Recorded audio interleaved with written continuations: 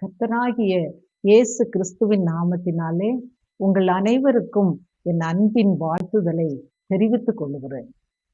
நம்முடைய வாழ்க்கையில நாம் திறமை உள்ளவர்களாக, பாக்கியசாலிகளாக, அதிர்ஷ்டம் உள்ளவர்களாக வாழ வேண்டும் என்று விரும்புகிறோம். அதற்காக கடின முயற்சிகளை மேற்கொள்ளுகிறோம். வேதம் இதை குறித்து என்ன சொல்கிறது என்பதை பார்ப்போம். வெளிப்படுத்தின விசேஷம் 1ஆம் அதிகாரம் 3ஆம் வசனத்துல இந்த தீர்க்க தரிசன வசனங்களை வாசிக்கிறவன், கேட்கிறவன், அதை கைக்கொள்ளுகிறவர்கள் பாக்கியவான்கள், காலம் சமீபமாய் இருக்கிறது என்று எழுதப்பட்டிருக்கிறது. அருமையான கர்த்தருடைய பிள்ளைகளே, வேத வசனம் நம்மை பாக்கியவான்களாக மாற்றுகிறது, விசேஷித்த ஞானத்தை தருகிறது, தேவனுக்கு பிரியமாய் நடக்க நம்மை வழி நடத்துகிறது.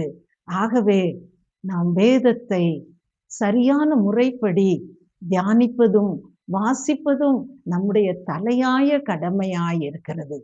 ஆண்டவருடைய நாமத்துக்கு ஸ்தோத்திரம் உண்டாகட்டும். கர்த்தர் நம்மை ஒரு நோக்கத்தோடு இந்த பூமியிலே படைத்திருக்கிறார்.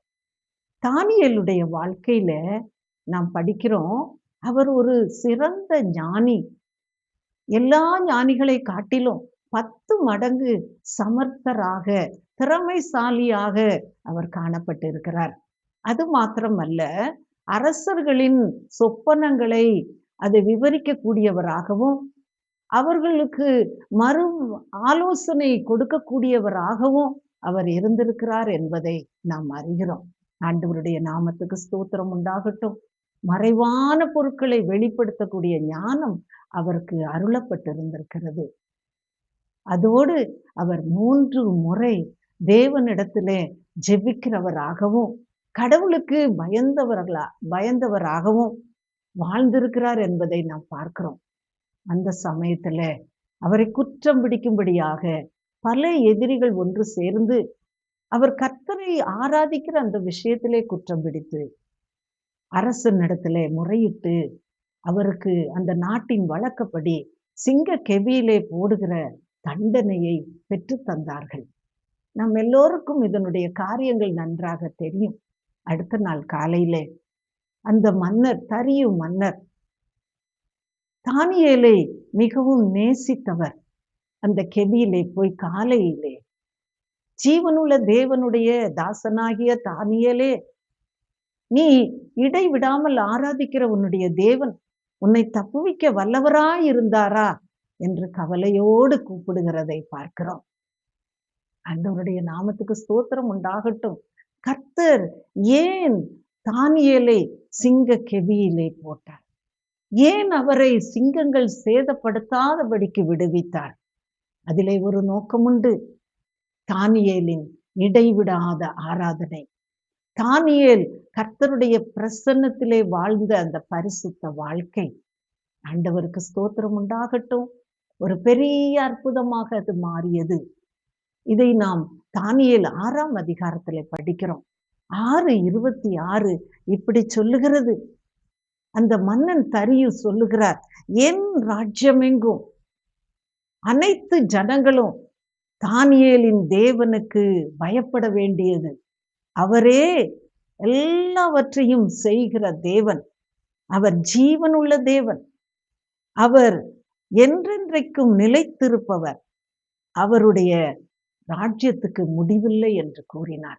இதுதான் கர்த்தருடைய நோக்கம். தானியேலை கொண்டு அந்த எதிரியின் நாட்டிலே, பாபிலோனிலே, அந்த தரியு மன்னனோடு அந்த நாட்டு மக்களுக்கு தம்முடைய மகிமையை காண்பிக்கவும், தம்முடைய வல்லமையை வெளிப்படுத்தவும் கர்த்தர் தானியேலை பயன்படுத்தினார். அருமையான வாலிப சகோதர சகோதரிகளே, நம்முடைய காரியம் என்ன? ஒரு வாலிபனான அந்த தானியேல் கர்த்தரை நோக்கி கிருபைகளை பெற்று கொண்டாரே, இன்று நமக்கும் கர்த்தர் இந்த காரியங்களை சொல்லிக் கொடுக்கிறார். ஞானத்தின் ஊற்று அவருடைய வேதம். இரவும் பகலும் தியானிக்கிற மனுஷன் பாக்கியவான் என்று எழுதப்பட்டிருக்கிறது.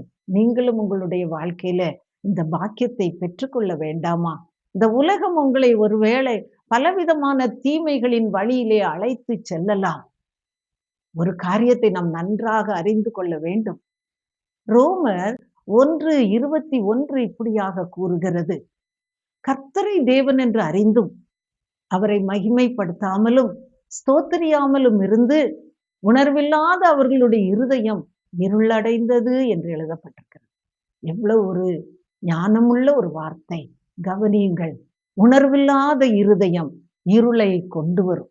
அருமையான வாலிப பிள்ளைகளே, நம்முடைய இருதயத்திலே கர்த்தரை பற்றிய உணர்வு எப்பொழுதும் அது நமக்குள் நிலைத்திருக்க வேண்டும். அவர் நம்மை போதித்து வழி நடத்துவார். உங்கள் காரியங்கள் ஜெயமாய் மாறுவதற்கு இதை தவிர வேறு ரகசியம் இல்லை. ஆண்டவருடைய நாமத்துக்கு ஸ்தோத்திரம். அடுத்ததாக கிதியோன் என்று சொல்லக்கூடிய ஒரு வாலிபனை பற்றி படிக்கிறோம். நியாயாதிபதிகளின் புத்தகம் 6ஆம் அதிகாரத்திலே இந்த வரலாற்றை நாம் படிக்க முடியும். கிதியோன் என்பவன் இஸ்ரவேலன். ஆனால் அந்த காலகட்டத்திலே இஸ்ரவேலர் மீதியானியருக்கு அடிமைகளாய் இருந்தார்கள். இந்த கிதியோன் என்ன செய்தார் தெரியுமா? ஒரு மறைவாக அவருடைய நிலத்துல விளைந்திருந்த கோதுமையை அடித்து கொண்டிருந்தார். அந்த சமயத்துல கர்த்தருடைய தூதனானவர் அவருக்கு தோன்றி என்ன சொன்னார் தெரியுமா? பராக்கிரமசாலியே, கர்த்தர் உன்னோடு இருக்கிறார் என்று கூறினார். எப்படி இருந்திருக்கும் கிதியோனுக்கு?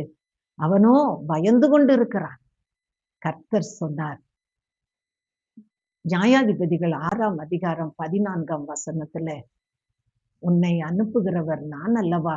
உனக்கு இருக்கிற இந்த பலத்தோட போ, நீ மீதியானிடமிருந்து இஸ்ரவேலரை மீட்டுக் கொள்வா என்று சொன்னார். பாருங்கள், பயந்து கொண்டு இருக்கிற ஒரு மனிதனை கர்த்தர் பயன்படுத்துகிறார். உனக்கு இருக்கிற இந்த பலத்தோட போ. கர்த்தர் நம்மோடு கூட பேசுகிறார். நமக்கு இருக்கிற இந்த பலம் கர்த்தரால் நமக்கு அருளப்பட்ட பலம். இந்த பலத்தை, ஆண்டவருடைய பலத்தை நம்பி விசுவாசத்தோடு நாம் பயணிக்க வேண்டியவர்களாய் இருக்கிறோம். ஆண்டவருடைய நாமத்துக்கு ஸ்தோத்திரம். கிதியோனோடு இருந்த தேவ பிரசன்னம், தானியேலோடு இருந்து சிங்க கெபிக்கு தப்புவித்த அந்த தேவ பிரசன்னம், நாம் ஆண்டவரோடு இருக்கும் பொழுது நாம் செய்யும் எல்லா வேலைகளிலும், கல்வியின் காரியங்களிலும், குடும்ப காரியங்களிலும், முதிய வாழ்க்கையிலும் ஆண்டவர் நம்மோடு கூட வந்து நம்மை தப்புவிப்பார், தாங்குவார், ஏந்துவார் என்று பார்க்கிறோம். ஆண்டவருடைய நாமத்துக்கு ஸ்தோத்திரம். அவரால் செய்யக்கூடாத அற்புதமான காரியம் ஒன்று இல்லை. ஆண்டவர் நமக்காக கொடுத்திருக்கிற இந்த வசனங்களை கவனத்தோடும் நேர்த்தியாகவும் தியானத்தோடும் வாசிக்க கடமைப்பட்டிருக்கிறோம். தானியேல் இடைவிடாமல் ஆராதித்த தேவன் அவரை தப்புவித்தார். கிதியோனோடு இருந்து ஒரு காரியத்தை செய்து தம்முடைய நாமத்தை மகிமைப்படுத்த திட்டமிட்ட ஆண்டவர் அவனை கொண்டு பெரிய காரியத்தை செய்தார். மிகவும் கடினமான எரிகோ மதிலை விழும்படியாக கர்த்தர் கிதியோனை பயன்படுத்தினார். இன்று நம்மை தெரிந்து கொண்ட ஆண்டவர் நமக்காகவும் அநேக கிருபைகளை கொடுத்து தாங்கி நடத்தி வருகிறார். அவருடைய சித்தம் செய்ய வேண்டியவர்களாய் இருக்கிறோம். மீதியானியர்களுக்கு பயப்பட்ட கிதியோனை கர்த்தர் தேற்றி அவனோடு கூட வழி நடத்தி வந்தது போல கர்த்தர் நம் ஒவ்வொருவரையும் வழி நடத்தி காக்க வல்லவராய் இருக்கிறார். யோபு இப்படி சொன்னார். யோபு 9:10 நாம் வாசிக்கிறோம், ஆராய்ந்து முடியாத பெரிய காரியங்களையும் எண்ணி முடியாத அதிசயங்களையும் கர்த்தர் செய்கிறவர். நம்மை கொண்டும் அப்படியே செய்வார். சோர்ந்து போகிற நாம் நம்மை பலப்படுத்தி கொள்ளுவோம். தானியேலின் தேவன் நம் தேவன், கிதியோனின் தேவன் நம் தேவன்.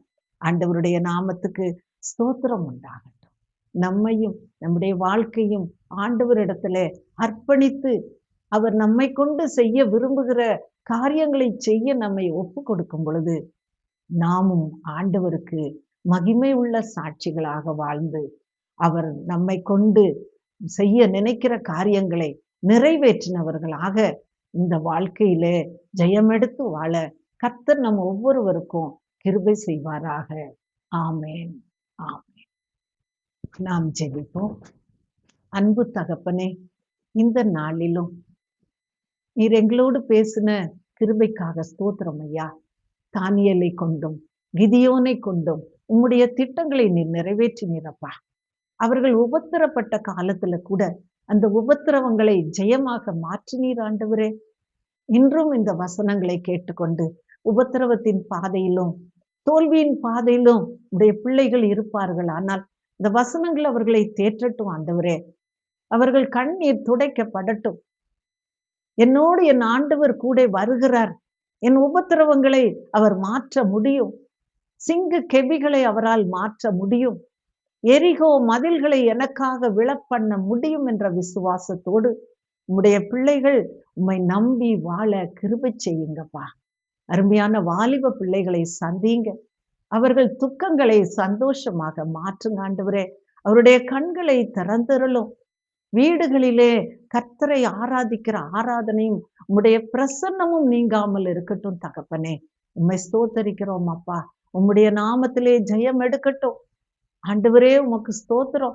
என்னென்ன தேவைகளோடு உம்முடைய பிள்ளைகள் உம்முடைய முகத்தை பார்த்து கொண்டு இருக்கிறார்களோ அந்த தேவைகளை நீர் சந்திக்க போதுமானவராய் இருக்கிறீரப்பா. உம்முடைய கிருபையும் நன்மையும் அவர்களை சூழ்ந்து கொள்ளட்டும். அவருடைய வாழ்க்கைகளை சாட்சி உள்ள வாழ்க்கைகளாக மாற்றுவீராக. ஆண்டவரே உமக்கு நன்றி. சகல துதியையும் கனத்தையும் மகிமையையும் ஒருவருக்கே செலுத்துகிறோம். கர்த்தராகிய இயேசு கிறிஸ்துவின் மூலம் வேண்டிக் கொள்கிறோம் நல்ல பிதாவே. ஆமேன், ஆமேன். கர்த்தர் உங்களை ஆசீர்வதிப்பார்கள்.